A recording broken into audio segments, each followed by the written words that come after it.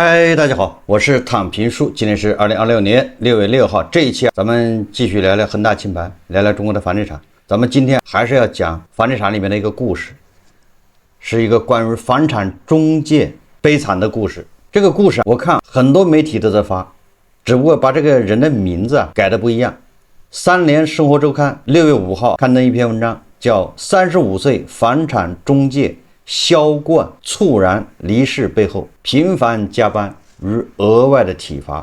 那這個文章《新京報》它也報道了，但是它名字不一樣，主人公的名字不一樣，但是事情是一模一樣的事情。搜狐也進行了報道，所以我們今天也一起來看一看《新京報》的文章，標題叫《一個房產中介從業者的最後時刻》。《新京報》的文章開頭就說，照片上的人穿西服、打領帶、方圓臉，面部線條柔和，門牙微凸，笑起來法令紋深深，配了一個大幅照片。這就是文章的主人公，一個房產中介，叫文東軍，但這個恐怕都是化名。客戶們很容易用這張照片確定文東軍的職業。作為一名房產中介經理人，他用這張照片做所有社交軟件的頭像。照片所代表的職業標籤永遠比他本人先一步出現在人們的面前。從2015年起，文東軍成為一名房產租賃經紀人。他做過銷冠，在2-3年前成為門店經理。他的生活幾乎圍繞着這張照片所代表的意義展開。職業佔據他一天24小時中的一半還多。在那些剩餘的時間裡，做兒子、做丈夫和父親。也就是說，他一天24小時，一大半時間是在工作，另外的時間那就是扮演一個兒子、丈夫、父親的角色。4月19日晚上近10點鐘，文東軍在北京安徽東里的房產租賃中介門店內打完最後一個招聘電話。打完電話之後，感覺胸痛難耐，前往首都醫科大學附屬北京安贞醫院就醫。那這個安贞醫院大家知道吧？因為北京看心臟是非常出名的一個醫院。當晚被送入搶救室，病歷顯示文東軍主動脈夾層急性非 ST 段抬高型心肌梗死。4月27日早上7點多，35歲的文東軍心臟停止跳動。2015年10月，文東軍剛入職時，就在這個北京奧林匹克森林公園拍了一張照片留影。那這張照片就成為他社交軟件、社交媒體上所有的頭像，穿着西服，打着領帶。這房產中介都是這種打扮。新京報說，倒在周日晚上的房產中介從業者，出現在人們視野裡的文東軍，要比照片上的他臉更大些，法令紋和眼袋更深，也更胖些。他身高1.8米，在人群裡顯眼，但笑起來憨態沒變。4月19日是個周日，他按照往常的節奏，這是一周忙碌工作的收尾。他當天的工作從早上8點多開始，8點53分，因房產網站上端口爆買率低於50%，領導要求他到亞運村旗艦店面談。9點03分，另一工作群中有人發言，要求他提報當日業績目標及不達標承諾。之後的2個多小時裡，不同的工作群中，領導們數次催促着業績。下午4點多，業績壓力又一次貼面而來，臨近區域都簽冒煙了，咱們才個位數，咱們得使勁加油了。敬畏目標就是敬畏自己。這實際上就說房產中介一個門店一天到晚的幹啥，各種卷，各種指標，各種壓力啊。作為這個門店的經理，那壓力更大。租客們集中在周末看房，店裡的經紀人忙不過來，他也幫忙對接房源。領導將當周的業績統計在群裡，他回復收到。4月是房產中介們眼中的租房小旺季。年後的春天，外來打工者們來到或者回到這座城市，忙到晚上10點的周末，不算超出預期的加班。你看周末呢要幹到晚上10點呢，這就是房產中介。文東軍在晚上7點56分在社交平台上詢問客戶，明天來看房嗎？晚8點前後，他接觸了一位求職者。這位求職者此前沒有做過租房中介。文東軍一字一句向他介紹這個行業。剛入職，你就跟着他們看看房子，帶着客戶他們騎車帶着你。求職者擔心自己記不住房子的門牌號、朝向和學區，這些都是專業技能。文東軍安慰他：“你想的太複雜了，租房不需要記住这些。”似乎怕新人為難，他又特地打了1個小時電話向對方解釋。這通電話一直打到晚上9點42分，掛掉電話後，晚9點52分，他又語音回復了對方的問題，也就是這個面試的求職的人看他不想來，而這個文東軍不停地打電話勸他，那很有意思。他原本還計劃再約一個同事談談，但掛掉那位求職者電話後他跟在店裡的等待他的同事說讓他先走。妹妹文冬青猜想，文東軍身體的不適大概在那時已經難以忍受。接近晚上10點，他喊文冬青，就是叫他妹妹騎電動車將他送往安贞醫院。燈影斑駁，在路上的10幾分鐘，文冬青眼看着哥哥身體狀況越來越差。一開始他還能給我看燈指路，到後面他的臉靠到我的背上，已經說不出話了。文東軍在進入急診後幾乎站不住，他立即被送入搶救室。醫生告知文東青，文東軍是急性心梗。中間文東軍被推到 CT 室，幾十米的走廊，文東青跟着推車，握着哥哥的手，摸了摸他的額頭，讓他深呼吸，別緊張。文東軍唇色發白，他只來得及把手機密碼告訴妹妹，要他刷卡付錢。安贞醫院的病歷顯示，患者胸痛持續不緩解，入院診斷為主動脈夾層心肌梗死。當晚文東青一直守在搶救室門口，醫生告訴他病人隨時有生命危險。文東青不敢告訴父母，他打電話給邯鄲老家的嫂子崔萬敏。崔萬敏察覺到情況緊急，買不到火車票，他連夜乘出租車趕往北京。之後的幾天，文東軍一直未出搶救室，家屬隔着屏幕和他通話。崔萬敏問他痛不痛，他說不痛，他從來沒有讓我擔心過。4月21日，家屬請求護工幫忙給文東軍換下衣服。這個時候，文東軍躺在這個搶救室手術台上，那穿的還是上班的時候中介那一套衣服，襯衣、西褲、皮鞋。到了後面，文東軍講話已經不清楚，他对着妻子擺手，意思是讓我回去，別等了，就是讓他媳婦回家，別在這等着。崔萬民安撫這個總是操心的人，你別擔心，家裡我都安排好了。4月27日，家屬接到醫院通知，文東軍已停止心跳，也就是經過這個8天的搶救，還是撒手人寰。文章說，文東軍是個比較乖的人。今年1月18號，文東軍就感覺過身體不適，那天是個周日，他想就第2天的團建向領導請假，但被拒絕。他當周業績未能達標，領導回復他，不簽單還不參加團建，那能行嗎？文東軍的家人也向《新京報》記者證實，那段時間他確實感覺到身體不適。1月12日，他告訴妻子自己去醫院做了檢查，醫生說沒什麼事，頭暈可能就是心理作用。事實上，周一是文東軍的單休日，但像這個沒能請下假來的周一一樣，他的單休日幾乎總被工作佔據，也就是他從來沒有單休。文東軍所在的工作群顯示，2月1日他因周末簽單數不達標而被要求周一停休。他在社交平台上也記錄了2025年7月14日周一工作的一天。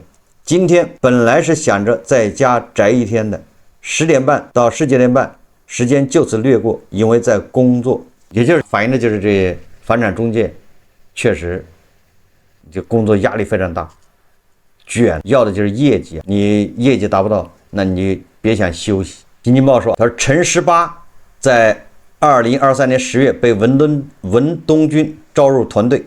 他向新京報記者描述了文東軍典型的一天：早上8點45之前到店，9點之前簽到打卡、開晨會，給業主客戶打電話，去業主家裡實地看房做評估價，面試新人，打客戶電話回訪，問房源行不行，親自對接客戶需求，找房源給店員，在系統上看店員和客戶溝通內容進行復盤。陳十八說，一線的經紀人在晚上9點左右下班，但文東軍幾乎每天工作到晚9點以後，有時我11、2點路過店面，他還在。這個工作強度是非常大。文冬青一直知道哥哥忙，事情多，兩人在北京合住一套出租房，住里外套間。他睡得早，幾乎總是他已經睡下，哥哥才到家，哪怕是午休中、休假中和家人在一起，他的電話也一直沒斷過。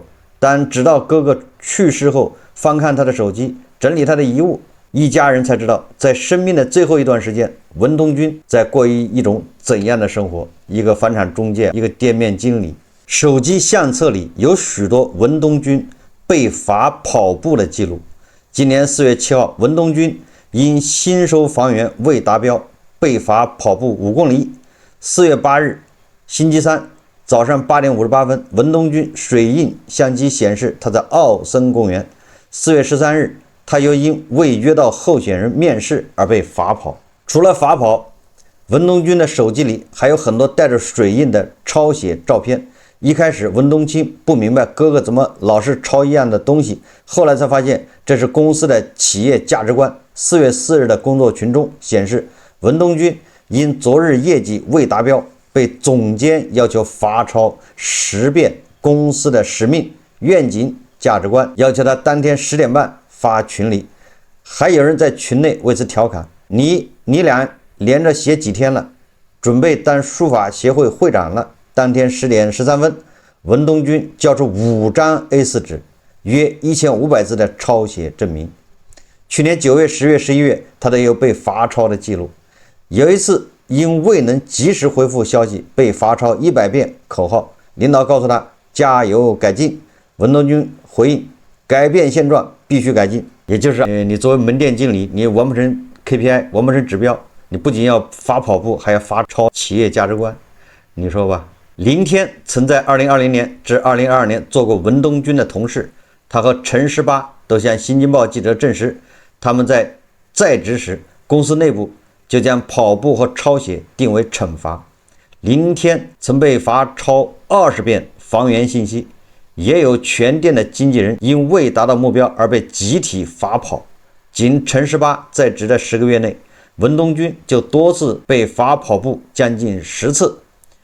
他有時因為罰跑步來不及開晨會，就發來打卡照片告訴我們在跑步。不僅被罰跑和罰抄，文東青還在哥哥聊天記錄中看到了不少罰款。文東青一開始看不懂哥哥手機裡的術語，只記得哥哥跟他說這個月也有好多罰款。他在聊天記錄裡搜索罰款，一個也搜不到。後面才知道要搜保證金和樂捐，也就是罰款叫樂捐，快樂的捐款。4月2日，有同事截圖告訴文東軍，你又被幹了3000塊。文東軍回復：哈哈，既來之則安之。另一個工作群裡顯示，文東軍招聘數據不達標，上月未能入職2個人，他提前交了1000元保證金。招不來人也要罰款，為什麼招不來人呢？說明他這個活難幹。如果你一個月給人發8000，誰不來呢？中介估計工資很低，底薪非常低，全靠提成。崔萬敏說，文東軍是那種比較乖的人，不會偷奸耍滑，也不會拒絕。可能有的人看到領導下達的指標會反抗，但我老公是那種照章辦事的人。林天也說，文東軍是那種總是自己扛的人。有人可能会和領導叫板，但他不是那種性格的人，他什麼都憋着。新京報說，這個文東軍不僅是比較乖的人，還是比較拼的人。熟悉文東軍的人都說他是個比較拼的那種人。2015年，文東軍來到北京後就一直從事房產租賃工作。那張總是出現在人們視線裡的頭像，也拍入他入職早期。那時候文東軍眉眼間還帶着一點稚嫩。崔萬民試着想象文東軍作為一個農村孩子在北漂一时是如何度過的，他怎麼認清那些樓栋單元呢？他那麼內向，怎麼去和客戶交談呢？文東軍不願與妻子傾吐初來北京的不易。文東軍的母親告訴記者，兒子曾和他說過，他當時揣了200元來北京，舍不得租房子，更舍不得住酒店，在桥洞裡睡過。後來入職這家房產中介公司，在地鐵線終點站更遠的村子裡租了間房，沒有窗戶，沒有淋浴設備。他愛乾淨，買了個熱得快，洗澡洗頭。就那樣過了1年多，他搬到東三旗附近的城中村，住進村民自建的务手楼，騎電動車通勤。2021年前後，他的日子稍好了些，花2000多元租了套2居室。文東軍也就在那時成了銷冠。林天就在那段时间與他共事過。林天形容他的工作風格是以誠待人，他其實是一個很內向的人，能一句話說完的事，不繞彎子。林天說，文東軍不忽悠客戶，房子有什麼毛病他都照實說，這種實在的方式為他積累了一批老客戶，他的業績應該算得上前10。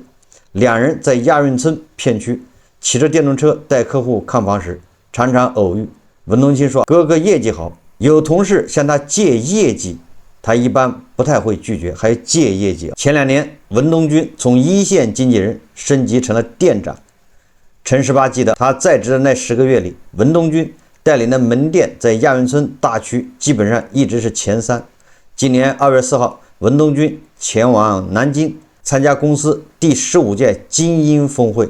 公開資料顯示，精英峰會是這家公司年度最高榮譽盛會，用於表彰上一年度業績與文化踐行突出的員工與團隊，這也是企業文化。在熟悉的人眼裡，文東軍身上重壓並未因過去的工作成績而有絲毫的減輕。今年3月，在某工作群中，領導將2025年3月的數據拉了一個表格，敦促員工們對比去年的銷售量。2025年4月15日，有領導給文東軍發信息，今天沒業績貢獻，直面自己現在已經慢了的事實。在他的郵箱以及工作群裡，充滿了大量被催單、被催業績的聊天記錄。林天在2022年離職前，與文東軍同處於一種熬鷹式的管理下，上頭給了任務，如果完不成會罰現金。不僅如此，沒完成任務的人員會被集中起來開會復盤。有時候到點了，我們都知道今天這個任務不可能完成的，但不讓走，就坐在那裡白等着。離職後，林天與文東軍見面機會更少。林天說，作為店長，一天4個會，他工作到晚上11、12點都是常態。在陳18的印象裡，文東軍算不上嚴厲的上司，他特別愛說優秀，即便是業績完成的不好，文東軍也不會罵人，他會把你叫過去談心，打開別的同事聊天記錄，讓我們學習人家的溝通方式。林天則沒見過文東軍跟誰翻過臉，上級管下級，罵人的都有，但東軍不是這樣的人。作為店長，文東軍承擔着大量來自上級的壓力。林天說，根據公司的要求，每個一線經紀人都應該開通端口。所謂端口，是房產網站的付費賬號，用來開發房源找客戶。購買端口的費用需要一線經紀人自己自行承擔。不少經紀人不願意花這筆錢，但上面領導要求是，如果下面開的端口不夠，門店經理要被罰錢。文東軍寧願自己被罰錢，也不願強制要求一線員工花錢開端口。林天想，這一方面是他對新人的體恤，不少人初來乍到，又得租房又得吃飯，買一個端口幾百塊，那也是一筆不小的開支。而另一層顧慮是，文東軍面臨巨大的招聘壓力，現在年輕人流失率太高，走一個他得再招2個。為了讓下面的人更穩定，他不願意把開端口作為強制要求。今年3月，一個同事離職，告訴文東軍自己身心俱疲。文東軍安慰他，表示理解，並轉賬666元。陳18已經離職2年，但來到北京時，他也仍惦記着要和文東軍再見面。去年11月，他本想約文東軍見面，但當天文東軍工作繁忙，實在抽不開身，這就錯過了2人最後一面。這個文東軍是2個孩子的父親，上一次回老家是3月22號，第2天是周一，他送2個孩子上學，女兒捨不得他走，問爸爸什麼時候再回來。文東軍答應女兒下個月再回來。那天走之前，文東軍如往常回家一樣陪母親聊天，把老家的房子、妻子在城裡租的房子裡裡外外打掃一遍。今年過年回京時，文東軍帶回了女兒的小馬剪紙，貼在北京出租屋的衣櫃上。崔萬民說，這2年文東軍常跟他說，自己可能是老了，開始想家了。今年過年，文東軍將女兒小馬剪紙帶回了北京。他和妻子商量回邯郸，他們考察了邯郸的房地產市场，和北京大不一樣，許多東西要從頭學起。又聽說滷肉鋪賺錢，崔萬民去鋪子前蹲點，發現也沒有生意。他跟妻子暢想把錢攢夠了的生活，休息1年，修修家裡那輛13年前買的面包車，也像人家開房車那樣出去看看大千世界，拿個魚竿走哪兒釣哪兒。想法是好的，即使平均每個月能拿到2萬元左右的工資，文東軍仍然保持一種近乎苛刻的節儉。他和妹妹住在距離門店步行5公里的合租房裡，與室友共用衛生间，房租每月2000多元。他的外賣軟件裡幾乎都是10元左右的訂單，他會買10塊錢的3袋的速凍水餃自己煮。他不怎麼為自己買衣服，今年年初為了參加南京的精英峰會，才由妹妹陪同買了身休閒裝，上衣褲子都沒超過200元。一個來自河北邯郸的農村的一個小伙，35歲，在北京幹房產中介，就把自己送走了，就這麼個事。實際上通過新京報還有3联生活週刊報道，3聯生活週刊比這更詳細報道的。實際上我們看到什麼，對吧？就像這種房產經紀人、房產中介，尤其這2年是吧，日子是非常難過的。雖然他是門店經理，我看這個文章介紹，他1個月大概有2萬塊錢收入，相對應他的付出來說，我覺得應該還是可以的，2萬，每天工作12小時，在北京。但是有很多懲罰是吧？不是罰款就是罰抄，要麼就是罰跑。你業績完不成，你就要麼罰跑步，要麼罰錢，要麼罰抄，各種卷是吧？1周只有1天休息，休息日還很有可能因為業績沒完成還得去上班。也就是大部分時間都是全年無休，就這麼個狀態。各行各業都不容易。这個房產公司啊，這種中介公司對員工的壓榨可以說到了極致，不敢說令人髮指吧，但是確實到了極致。那為什麼人人都活得這麼累？這幾年租房市場行情不好，因為這個房產中介大是租房，現在房子多，租房的人少，租金還在下降，所以在一個下行的市場裡面做這個事其實挺難做的。日子會一天比一天難，壓力一天比一天大。最後35歲是吧？你也不能說他是被累死的，那跟他的壓力肯定有關係，心肌梗死，跟他的這種高強度工作。所以現在動不動就是小陽春，動不動就樓市回暖。如果真的樓市回暖，能把這個中介給幹死了嗎？累死。所以這個事情也告訴我們，也不要太拼了。生活不易，但是你那麼拼其實也沒有意義。遠的是張雪峰這樣的，雖然掙了很多錢，掙了多少億，那有什麼用？說嘎就嘎了。近代有這樣的玩命的這個文東軍房產中介，35歲這一走，上也老下也小，2個孩子，上面父母。所以說我們還是要對自己的身體是吧，要給予更多的關注。文東軍已經感受到自己不舒服了，沒有引起足夠的關注。一個底層牛馬不知道被誰壓榨而死，壓榨他的人不知道是誰，也搞不清楚。總之我們讀完這個，你能感受到他是被壓榨死的，但是誰壓榨他的不知道，一級一級的壓榨，他是最後一級，他不能把這壓力傳導給新員工，給他自己的下屬，因為他就是個門店經理，門店大概10幾個人，就按理來說一級壓一級，那他把他的壓力傳導給在門店的其他人，你不開多额就罰你，扣你的錢。但是文東軍這個人比較實在，看自己的下屬不容易，都是新來的，自己扛，誰扛誰倒霉。不過3聯生活週刊他說他報道的名字不一樣，但是他就直接點出來這家機構叫我愛我家。3聯生活週刊說，從我愛我家今年4月發布的年報數據來看，公司的營收壓力是增大的。2025年我愛我家收入利潤雙下滑，營收105億元，同比下降16.4%，規模淨利潤負的9663萬元，同比大幅下滑232%，主營業務出現不同程度的收入萎縮，其中經紀業務實現收入36億元，同比下滑11.5%。新房業務實現收入9.02億元，同比下滑22%。商業租賃及服務業實現3.67億元，同比下滑17%。近些年，我愛我家還主動關閉了部分非核心地區持續虧損的門店。我愛我家門店在2021年曾達到4000多家的規模，但近年來持續萎縮，到2025年只有2475家，4年減少2138家，減少幅度46%，也就砍掉一半。我愛我家是傳統中介模式，盈利模式相对單一，收入主要來自二手房和租賃的佣金，利潤很薄，很多依賴線下门店，依賴經紀人，也就導致獲客半徑較短。聚焦門店周邊，獲客成本在不斷提高，而且這種模式過重，門店租金、經紀人薪酬等都是剛性成本。市場一旦出現較長時間的下行，我愛我家的回旋余地很有限，公司只能通過關閉低效門店、縮減經紀人數量來被動應對市場下行，做防守型調整。